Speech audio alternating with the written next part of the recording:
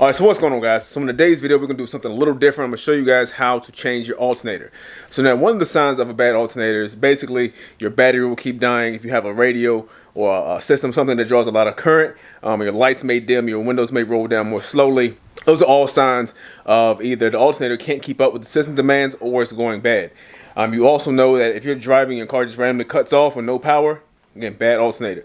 In my case, my battery kept dying. Now, it's really a shame because I've had the alternator off this thing at least like 2 or 3 times, and I didn't realize it was bad because the car is normally on a trickle charger. So it's kind of by a happy accident that I actually found that my alternator was bad. Basically, as I had the trickle charger on, I went to start the car one day, didn't realize that the cords to the trickle charger were on the manifold. So of course they burnt up and melted. And shortly thereafter, my battery was dead when I actually pulled it out the garage. I noticed the battery was completely dead. I did try to jump it, but at that point, I guess it was too low to jump because it really wasn't charging. Long story short, I took it up to the store I bought it from. They charged it for me overnight.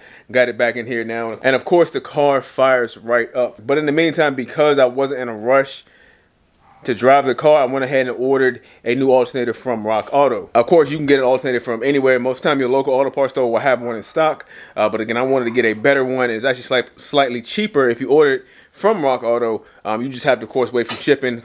It's coming from California. Of course, I'm in VA, so it took like almost a week or so to get it. So what I have here is what the unit I'm going to use to replace it. It is a Denso unit.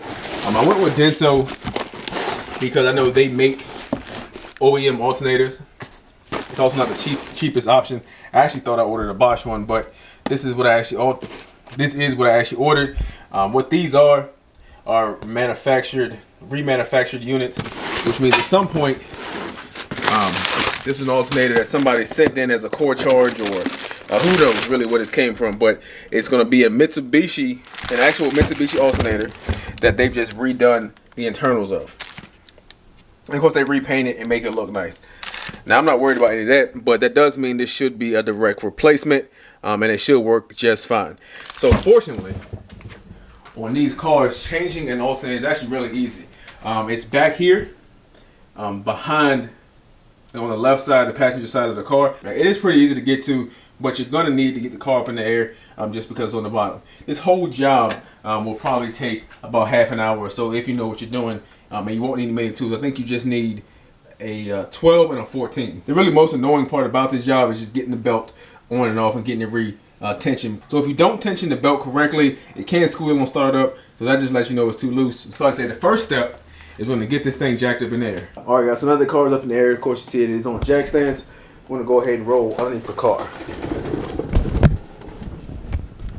All right, guys. So you can see that your alternator is back here. This belt here is what drives it. It attaches to the crank pulley right here. You want to make sure that when you're done, the belt is tight. You can see there is almost no play in that. So what we're going to look for is on the back side of this, there's actually a bolt. That's a 14 millimeter. So if this is the front side, so this is the back side of the alternator. So if you look right here, this is the bolt that we're going to loosen up.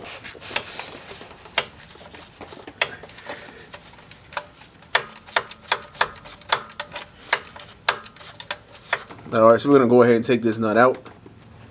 It is a tight fit because, as you can see, the axle is in the way.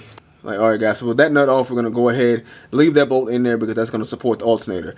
While we're down here next, we're going to go ahead and unplug this plug here, and we're going to take this nut off that's up here that connects the harness to the alternator itself. That should be a 12.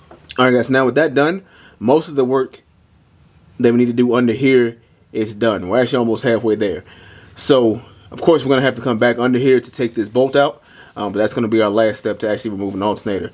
We're going to go back up top now, and we're going to loosen the tensioner. As I said, the alternator is back here, and there's going to be 2 bolts that we're going to be messing with right now. All right, guys, so you see there's 2 bolts down there. There's this one, and that one is the one that controls the tension that's on it.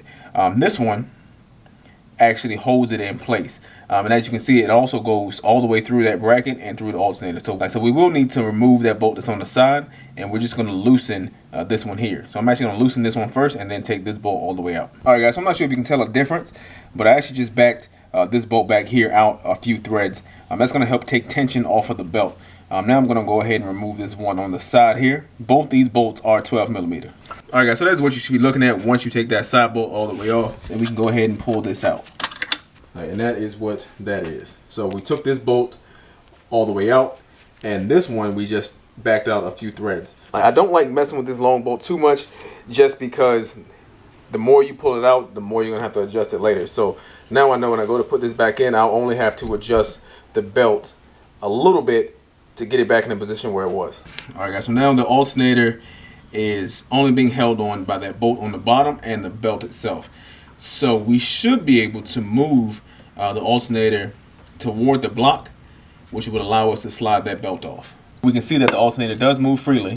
So of course we're gonna need to slide it forward and toward the block, and then slide that belt off. Now I'm gonna need 2 hands to do that, so I'm gonna put the camera down, but that's all I'm doing is lifting it up, and I'm gonna slide the belt off. All right, so now the belt is off and the alternator is just sitting there, so we can go underneath the car and pull that bolt out.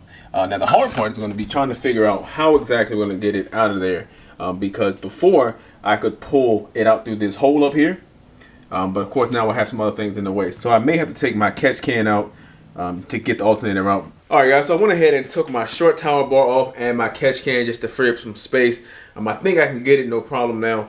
But now I should be able to get this thing up here.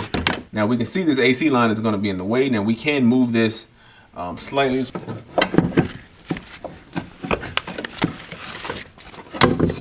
And there we have it. So now the alternator is out. We're going to take it over here to our bench and just do a quick visual comparison. Again, it is always possible with this that the auto parts store gave you the wrong part, you ordered the wrong part, something like that. Just looking at these two, they look the same. Initially, we can see post is in the same spot.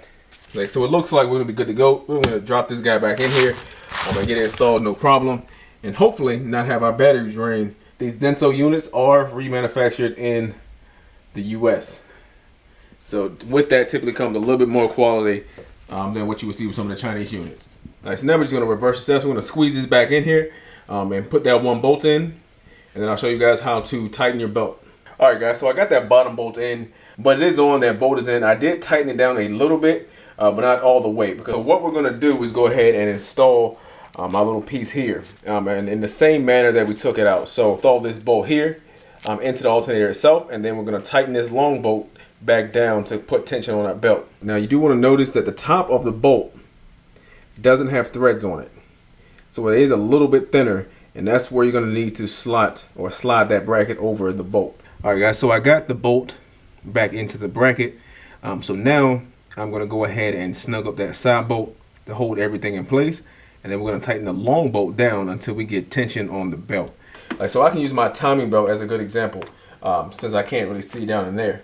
But your belt should have very little play. So if you see, since it is a new belt, it doesn't move much at all. So now we just have to go into the bottom and tighten that long bolt that had the square head, and we are done. So next thing, so then we can get this thing on the ground, get it started, and then check to make sure the alternator is charging the battery. All right guys, so everything is buttoned up, it's nice and tight. I got my catch can and my strut bar back on. So now we're just gonna go ahead and start the car and listen for any belt squeal, and then we're gonna check to make sure the alternator is charging the battery. We're gonna go ahead and connect our battery. All right, so that's a good sign. Second.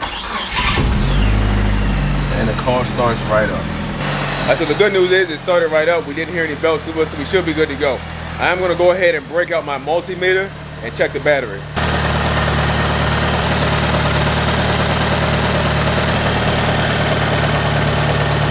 Looks like we're at 14.4, 14.5, so it's not dropping.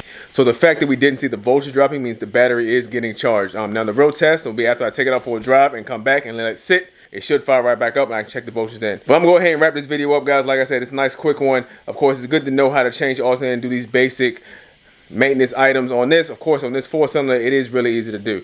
So like always, guys, I want to thank you guys for watching my video. Please like, hit that subscribe button if you haven't already. Have a great day.